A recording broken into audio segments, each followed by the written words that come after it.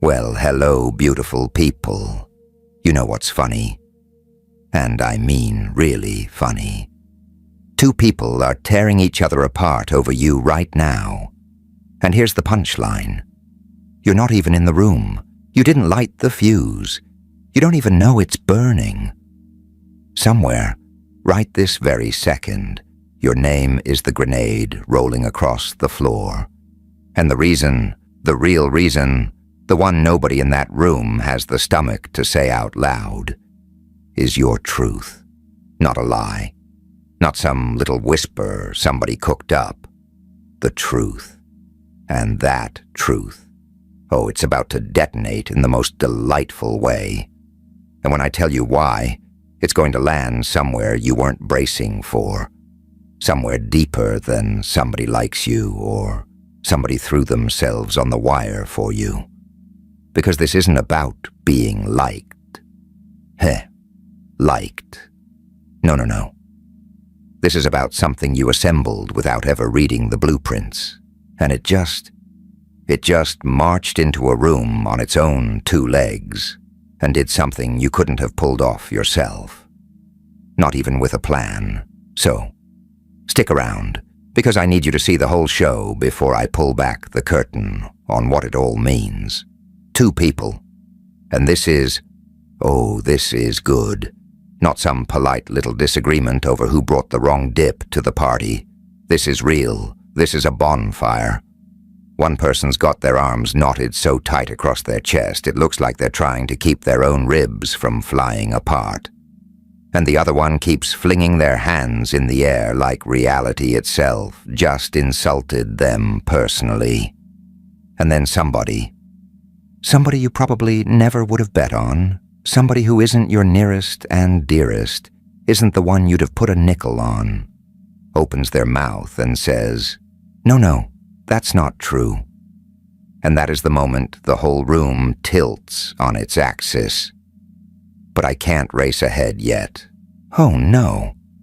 I need you to feel the full tonnage of what got said first, because the defense, the glorious defense, only makes sense once you understand the exact shape of the thing it was standing nose to nose with. So here's what happened first. The attack, not the rescue, the assault. Because you need to know what someone had the raw, uncut audacity to say about you when they thought the coast was clear.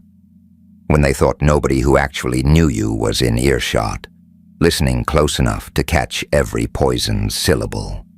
And I'm watching this person deliver it. And they are confident, polished almost, practiced, like this little monologue has been fermenting in their chest for weeks, just waiting for the right crowd, the right spotlight. And the first thing, the very first fizzing, spitting thing out of their mouth is that you think you're better than people. That there's something about the way you carry yourself, the way you sweep into a room that reads as arrogance, that you make people feel like furniture just by standing near them. And it lands. Oh, it lands. Because some of the people listening don't know you from a hole in the wall. They've caught your name drifting through certain corridors, certain contexts, and that first sentence does exactly what it was engineered to do. It tips the scales just a hair in the wrong direction, plants a little seed right behind the eyes. And now everybody's leaning in. Now everybody's watching. That's when the defender fires back. No pause, no stumbling, actually, none of that. They just say it. Flat and clean like a blade on glass. It's not arrogance that you walked through something most people in that room would have crumbled under. And what looks like arrogance is just what it looks like when a person finally stops begging permission to exist. It's not arrogance. It's a spine. Hold that thought. You're looking at reality all wrong. They thought they broke you, but they just triggered your mutation. I wrote a 73-page blueprint to finalize your transformation, audiobook or ebook, link in the description. Anyway, back to the madness. And you can feel that one land differently than the first volley did. Different weight, different frequency. But the attacker, oh, the attacker isn't finished. See, when the first angle crumbles, people like this don't retreat. They rotate. So now it's, fine, maybe they're tough, but nobody's actually like that. It's a costume. And the defender, and I need you to really drink this part in, the defender isn't some spotless knight with a monologue loaded and ready. They actually laugh. This tired, worn-down little laugh. Like someone who has heard this exact accusation lobbed at good people so many times the words taste stale. And they say, if it were a costume, it wouldn't fit the same in every single room. That's it. That's the whole response. Short, sharp, surgical. And the room goes quiet, just for a beat. Because something about that one sits heavier than all the rest. The attacker feels it. You can watch it crawl across their face. The exact second they realize the floor is sliding out from under them. So they get louder, because that's what people do when they feel the argument slipping through their fingers like wet soap. They crank the volume instead of sharpening the evidence. You don't know them like I do. It's calculated. The kindness is a show. They're one person to your face and something entirely else when you turn around. The whole performance. Loud, desperate, familiar. And now the defender's expression. It shifts. Not angry. Something quieter than angry. Something colder, more precise. Like a lock clicking into place. And they say the part that actually ends it. I've watched this person for years. I've watched how they treat complete strangers. People who could never do a single useful thing for them. I've watched what they do when they're disappointed and try not to let it bleed through. I've watched them do the decent thing in moments where it cost them something real, and they did it anyway. So don't stand here and try to hand me some story about who they are, because I have been paying attention. And you don't walk that back cleanly. You just don't. Not when someone just laid out years of quiet, accumulated evidence in 30 seconds flat. That's not an argument. That's an autopsy of your little narrative. And here's the part nobody's saying out loud yet. There was somebody else in that room, somebody who, right up until that exact moment, had been slowly, quietly, drifting toward believing the ugly version of you. Not dramatically. Just that slow poison drip that happens when you hear the same little nick repeated 1, 2, 3 too many times. Or you had one weird moment with someone and let it weigh more than it ever should have. The portrait was painting itself crooked in their head. The colors all wrong, the angles all off. And then the defender said what they said, and something cracked, not all the way. People don't flip entirely in one moment, but the quiet, private prosecution that was assembling itself against you, without your knowledge, without your consent, it fractured. Now there's suspicion aimed at the suspicion. Now that person is second-guessing the thing they were starting to swallow whole. You'll probably never get a phone call where they confess they'd been wavering. That's not how the machinery works. But something real shifted in a room you were never standing in. And you made it happen without lifting a finger. Isn't that just hilarious? Now here's the part I promised you at the top. The actual reason this happened isn't just today. It's not just that someone has a soft spot for you.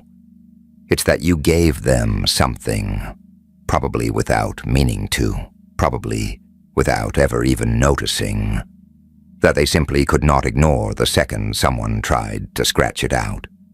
You gave them evidence, not a speech, Not some grand declaration about your noble character. Evidence. Accumulated quietly. In small, unremarkable moments. Over time. Like the way you handled something brutal without turning it into everybody else's emergency. The way you treated someone who could never do a single thing for you in return. The way you kept showing up when showing up was the last thing you wanted to do, and nobody was tallying it up. But somebody was. You just didn't know that either. All of it stacking up, silently, brick by brick, without you tracking a speck of it. Your defender has a file. Not the written kind. The kind that comes from watching someone stay consistent in the exact spot where it would have been so much easier to just not. And when somebody tried to hand them a completely different version of events, the file was already there, already organized, already airtight, and it simply refused to be twisted into something ugly. That's why the defender didn't hesitate, not for a heartbeat. Now. I want to go underneath all of this, because there's a layer here that matters most, and honestly, it's the most uncomfortable layer. The argument was never really about you. I know. That sounds upside down, when you're picturing two people practically screaming your name. But stay with me on this. The fact of you, the specific way you move through the world, works like a kind of frequency. And when people come into contact with that frequency, something inside them vibrates. Not because of you. Exactly. Because of themselves. Because of parts of themselves they have never been willing to stare at directly. Let me stop here. Because depending on what's actually living in there, under the surface, that vibration looks completely different from person to person. The one who attacked you. Think about this for a second. They were never reacting to who you actually are. They can't see you clearly enough for that. What they're reacting to is what your existence stirs up inside them. And here's the uncomfortable part. Somewhere along the way, that person made a choice. To stop. To play it safe, to install a glass ceiling over their own life. Maybe they talked themselves out of something they desperately wanted. Maybe they convinced themselves certain doors simply weren't built for someone like them. And then you came along, simply being who you are, simply refusing to bolt that same ceiling over your own head. And without meaning to, without trying, you became a walking, breathing, daily reminder of the choice they made. And that is an excruciating thing to sit with. So people do what people do when something is excruciating. They build a story around it. They construct a version of reality where something is wrong with you. Because if you're arrogant, if you're fake, if you're a manipulator pulling strings in the dark, then the ceiling they hammered over themselves finally makes sense. Then their choice was the smart one all along, and you, just by existing exactly as you are, make that story harder and harder to hold together. Some of you have felt a version of this your entire life. Not just from this one person, from people who were supposed to be safe, someone who convinced you the stage was too big before you ever got to step on it. A friend who went mute the moment something started clicking for you. People who said they loved you but couldn't stand being in the same room the second you stopped needing them for anything. And you spent years wondering what you were doing wrong, folding yourself smaller, adjusting, dimming, trying to figure out which part of you kept setting people off. And the thing they kept reacting to was never a flaw. It was just you. Now that's what's surfacing so clearly right now. This current situation isn't random. It's the newest act in a show that's been running for a long time. And the reason it keeps playing isn't because something is broken in you. It's because there's something in you that certain people genuinely cannot handle. Something broken in them, and that has always been their chaos to manage. Not yours. You are not broken. And the person who defended you, they're not some flawless, uncomplicated hero either. They are doing something for themselves, too. You are proof of something they personally needed to believe was still possible. Maybe it's that decent people don't always get punished for staying decent. Maybe it's that consistency actually counts for something over the long haul. Maybe it's simply that they've been surrounded by people performing a version of kindness, and you were the one real thing they had to hold on to. And they need that. They're protecting that proof because it matters to them, personally, deeply, in ways that have nothing to do with defending your reputation and everything to do with defending their own hope. So, two people are standing in a room saying your name, and neither one of them is actually talking about you. They're talking about what your existence made them feel, about the parts of themselves your presence set on fire. And you didn't do anything to cause it. You don't have to do anything about it now. You already did the only part that was ever yours to do. You just kept being exactly who you are. My beautiful little agent of chaos. Now, this isn't the first room that person has done this in. I want to say that carefully, because I don't want you spiraling into panic over it, but I also don't want you waving it away like it's nothing. This is a pattern. It's been happening in hallway murmurs, in text threads, in the kind of offhand remarks that get dropped when your name lingers longer than you'd ever guess. And some of what you've been picking up on lately, that strange chill from someone you thought you were solid with, the quiet rearrangement of a group you used to fit into like a key in a lock, that nagging sense that something is slightly off, and you couldn't quite name it. Some of that traces straight back to this. Someone has been quietly constructing a version of you that doesn't exist. And I want you to let yourself be genuinely angry about that. Not forever. No, don't set up camp in that feeling. But for one honest moment, let yourself feel it. Because someone has been spending real time, real energy, assembling a false portrait of you and handing it to people you actually care about. That is not an accident. That is a choice made over and over, on purpose. It's allowed to make you mad. Here's why this is coming to a boil right now. There's a shift happening in the atmosphere around you, the kind that rips the comfortable curtain away from things that were built to stay hidden. Whatever was operating quietly backstage is starting to get spoken aloud. Conversations designed to stay whispered are becoming visible whether the people involved planned for that or not. The person who built their neat little fiction about you assumed it would just stay safely tucked in the shadows, passed quietly between the right ears, never tested, never challenged. They didn't account for what's happening now. That argument you're picturing? That's exactly what this kind of energy does. It drags the private conversation into a room full of witnesses and forces the thing that was supposed to stay hidden to survive real scrutiny. And it's not surviving. Oh, it is not surviving. And there is something coming in the next several days, a kind of turning point. And I felt it the second all of this connected. It's the kind of shift that has nothing to do with your public image and everything to do with your private life. What gets said about you when you're not in the room, the stories that live in kitchens, in group chats, in inner circles.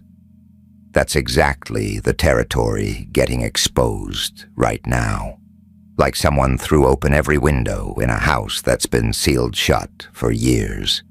The version of you they constructed doesn't hold up well when fresh air hits it, because everything that's been festering under the surface gets dragged into the open.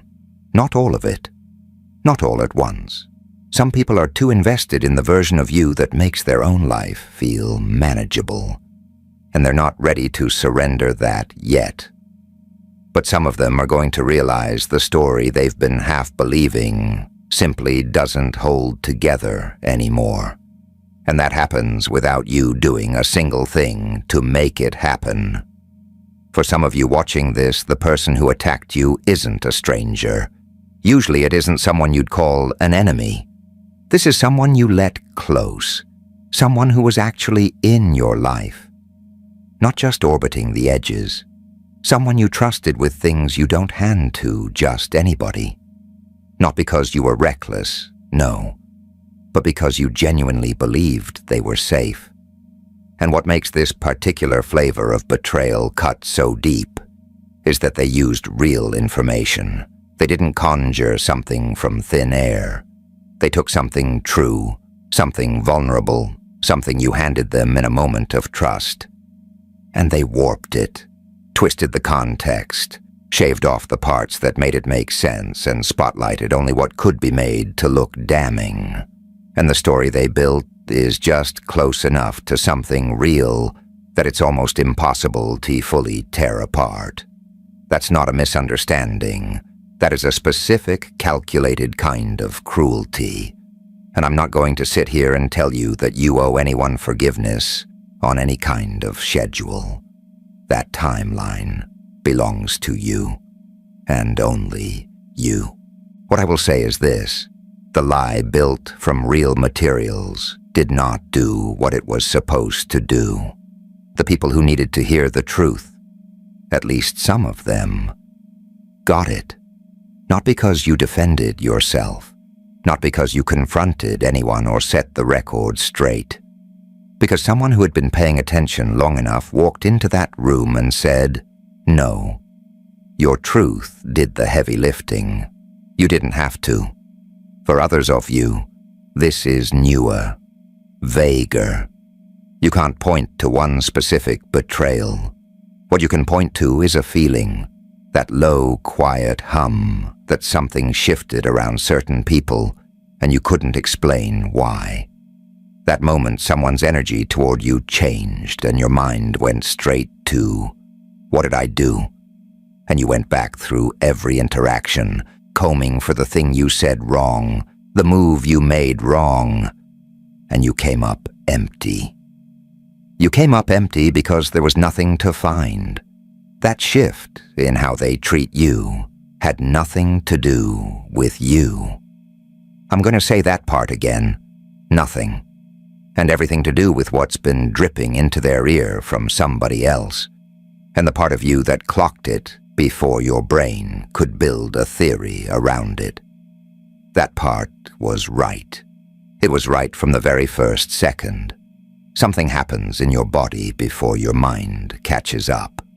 You walk into a room, or you read a message, or someone says your name with a particular edge, and your gut just knows something isn't sitting right.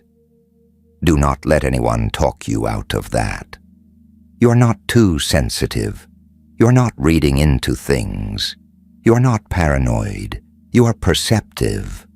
And that difference matters enormously. There's something almost unbearably intimate about being defended when you're not even there to witness it. I keep circling back to this, because it might be the most important part of everything I've said. You didn't ask for it.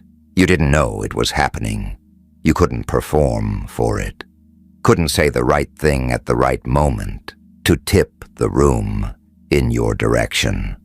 Couldn't explain yourself or add context or smooth over a single detail. You were not there. And because you were not there, the only thing representing you in that room was the naked truth of who you actually are, observed over time by someone who had genuinely been paying attention. Sit with what that means for a second. The armor you have wasn't something you forged on purpose. It's not a tactic. It's not something you can even fully take credit for building. It's simply who you are, demonstrated over time into something another person was willing to put their own social standing on the chopping block to defend, in front of witnesses, without a script. They didn't say it perfectly, but they meant it. And that, that's funnier than anything I've ever told.